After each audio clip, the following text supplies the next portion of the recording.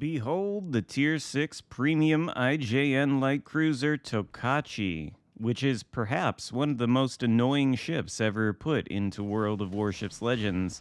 The only way to acquire it is by buying the Lunar New Year crates, and those crates have a 1% chance to drop this ship. So I would definitely not recommend buying the crates just in hopes of getting this vessel. There's other things that can drop from the crates too, like the premium Miyokos or the Northern Dragon, which is a copy-paste of the Akizuki, only its HE can't pen anything.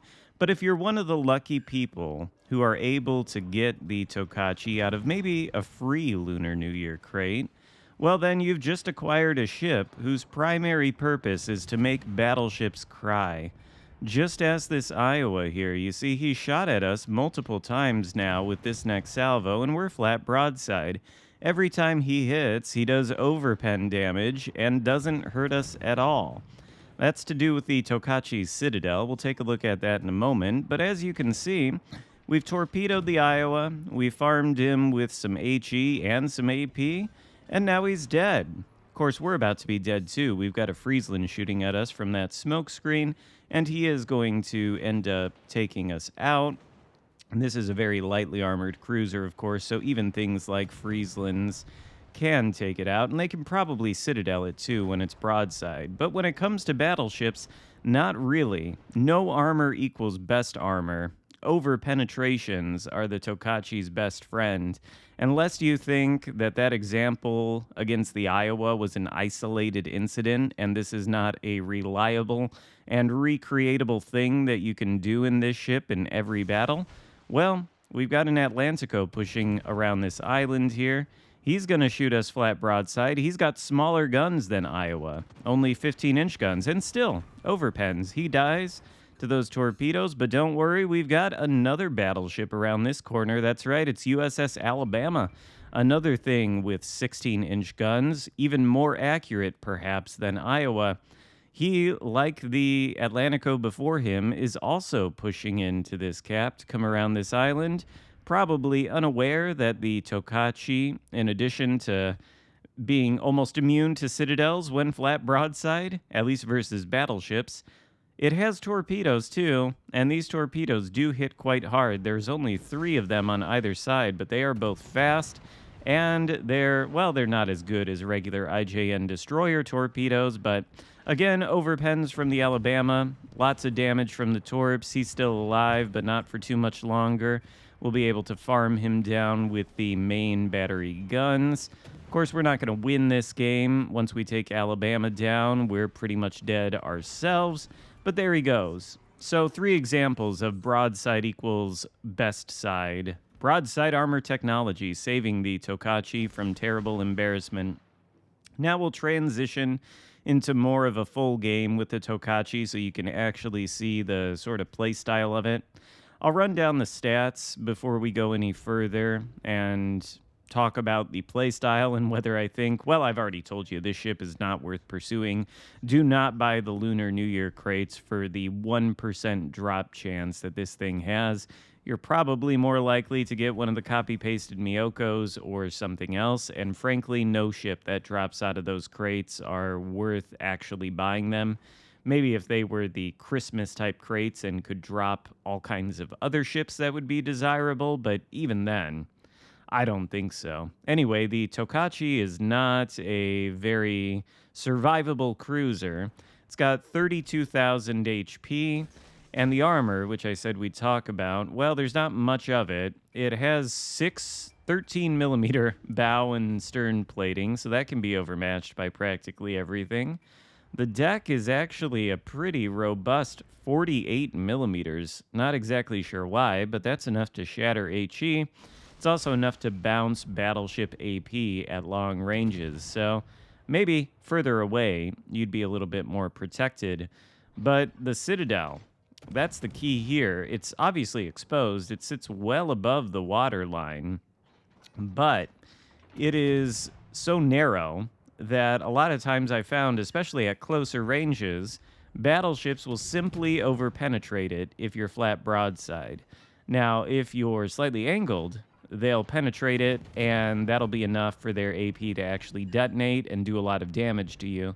So if you are going to try the broadside technology, just make sure you're flat broadside and make sure you're very close to the battleship. If you are further away, like say in excess of something like 6 kilometers, maybe a little bit further than that, and the battleship shoots your broadside, then his shells don't come in flat, well, good chance he'll citadel you. I've been citadeled at long ranges by things like Alabama's. I'm talking 10, 12 kilometers.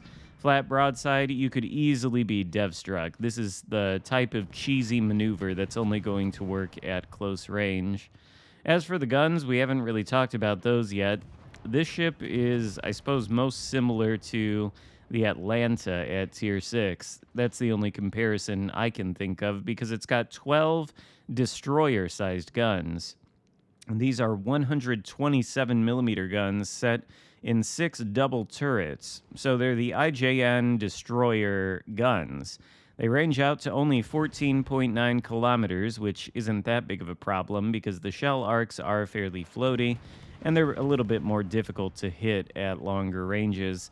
They reload in 6.6 seconds, a little bit longer perhaps than an actual IJN destroyer, but they have a snappy 180-degree turn time of 7.2 seconds. And the commander I've got at the helm is Haguro, who increases the HE penetration, the HE damage, and the fire percentage chance. With Haguro, we've got 2,279 HE maximum damage with a 14.8% fire chance. So this thing is a certified flamethrower. It's still got a very good fire chance and very good HE alpha without Haguro.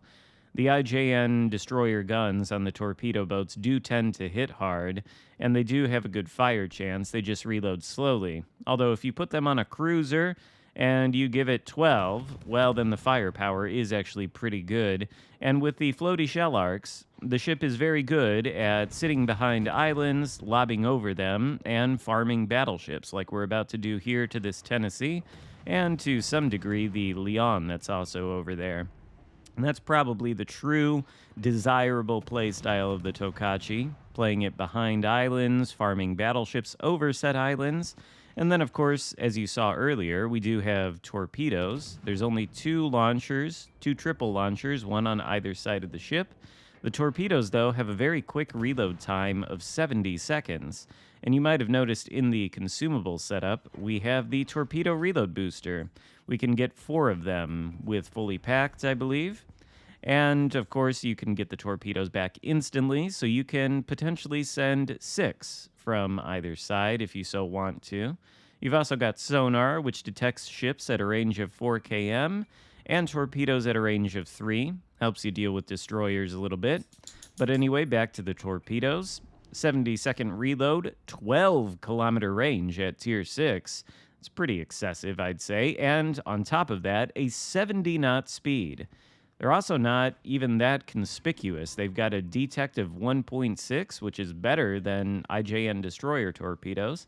And they hit for 17,233 damage. Perhaps not quite as good as the actual IJN torpedo boat torpedoes, but still good enough to do tremendous damage to anything they make contact with. And when they're that fast and they have that much range, you can, send them out there. They'll reload fairly quickly, and you can do some sort of speculative gap plugging with the torpedoes. Probably you'll end up getting some hits. It's got AA defenses too, but to be honest with you, I have yet to see a CV, even though I've played this thing a good 10 times. Somehow I'm just getting lucky with the matchmaker. I would be willing to bet, though, that this thing is not super great at dealing with enemy CVs, but as you might imagine, it is good at dealing with enemy destroyers, given it has destroyer guns itself and a fairly quick reload. We'll be making fairly short work of the Vesteras over here. Maneuverability is not really a highlight on this ship. It's got a speed of 34.5 knots, but it feels a lot slower than that, probably because you'll be turning a lot. Speaking of which, it's got a 750-meter turning circle, and that doesn't feel too great. It's not exactly super agile, especially with the 8.8-second rudder shift time. So you're not going to be moving anywhere too terribly fast. The speed here is rather pedestrian, but the concealment with Mikawa as one inspiration is 9.3 kilometers. So the thing is very stealthy. It's basically an oversized destroyer with a citadel, at least in my view. And of course, the citadel thing is a little bit misleading. Sometimes it has a citadel. It certainly does if you're angled. You can be hit in that citadel very easily and sent right back to port. But, if you show broadside to battleships, then it's almost like it doesn't have a citadel, and all you're going to get is overpenned, just like a destroyer. So, if anything, it's perhaps a little bit of a meme ship. It's certainly not bad. It can do effective things with the main battery guns and its torpedoes, and of course, it can cheese game mechanics by simply going broadside. That's a bit of an unfortunate thing. I'm not sure how much I like that. I think when you go flat broadside in a cruiser, you should probably expect to get reliably dev struck and sent back to port. Everything else in this game would lead you to believe that. But, sometimes when you get those narrow citadel profiles, this is what happens. At this point, this match is nearly over, but we do have a good chance of winning. We've got the Alpha Cap taken. We've got one cruiser in there, and he's squaring off against a West Virginia, an Aoba, and I think there's still one other battleship, maybe the Leon. He doesn't have a lot of HP. I think he's the one that's actually spotting these guys, considering we've got an island between ourselves and West Virginia, which means he's probably shooting at them, and, well, they appear to be shooting at him, so I would assume they can see him. And West Virginia, probably not going to take a terribly long time to take that guy out. But that's not our goal, to protect our teammate right now. We're not driving his ship. There's really nothing we can do about his situation. All we can really do is take note that the points are fairly close and the ship count is even. It's a 2v2. If we take this cap and then we go for the Charlie cap, which will soon be abandoned by the West Virginia, maybe we'll have a shot at winning. Of course, they take out the other friendly cruiser, and that puts them far ahead of us on points, but there's still around 5 minutes left to go in this match, so if anything could do it, it would be a stealthy cruiser that's capable of dealing with battleships with torpedoes and taking capture circles without being seen. We're going to head over to Charlie now and test out that theory. And here we are in the cap a few moments later. You can see it's contested, which means the West Virginia is sharing the cap with us. We're not going to be able to take it. The red cap is being flipped by the other battleship that's over there, and so we are going to lose on points. The only chance we have of winning now is sinking the West Virginia and the other battleship, which is going to be difficult when there are only about 2 minutes left to go in the match. So, once again, before we end, we'll show you an example of broadside equals best side, this time against a Tier 5 battleship rather than a Tier 7 one. West Virginia's spotted between the islands. We're able to shoot there. Of course, these are destroyer guns. You're not going to be expecting them to pen too much armor. They will pen the superstructures, though, and they do good damage. West Virginia is still concealed. We see him again. He's at, a little bit over half health here. He's going to shoot at us while we're flat broadside, once again, over penetrations. We'll send some torpedoes his way, hoping he doesn't go forward. And then the goal will be to light a fire, which we do on the next salvo. See if we can get a second here as we stay broadside. Note, though, we're angling away a little bit. Force of habit. You need to break yourself of that, I suppose, to some degree if you're going to try to do this nonsensical memery. But there we are, flat broadside again, more over pens. As you can see, our AP doesn't have the same problem. Full penetrations into his upper belt armor and superstructure, and dealing some great damage. So as you can see here, the guns are good, and this can certainly be played as an Atlanta-like cruiser behind islands just farming damage with the guns, but where's the fun in that when you can sit flat broadside in front of a battleship, have them over-penetrate you, and then take to the various forums and social media? Well, eventually, they might dev strike you if you want to be broadside too long. It's not 100% foolproof and reliable, but it is something you can do. It's completely nonsensical, of course, and again, I wouldn't recommend you pursue the Lunar New Year crates to get this ship, but if you do get it, You can expect this kind of nonsense. And if you're a battleship and you see one of these things, eventually you'll probably dev strike it like that West Virginia did. But a good thing to do would be to switch to AP, or HE rather, from AP. The Tokachi is not angling against the HE, and that'll make short work of it. Hope you enjoyed this video. If so, give it a thumbs up, consider subscribing if you haven't already, and I'll see you next time. Goodbye.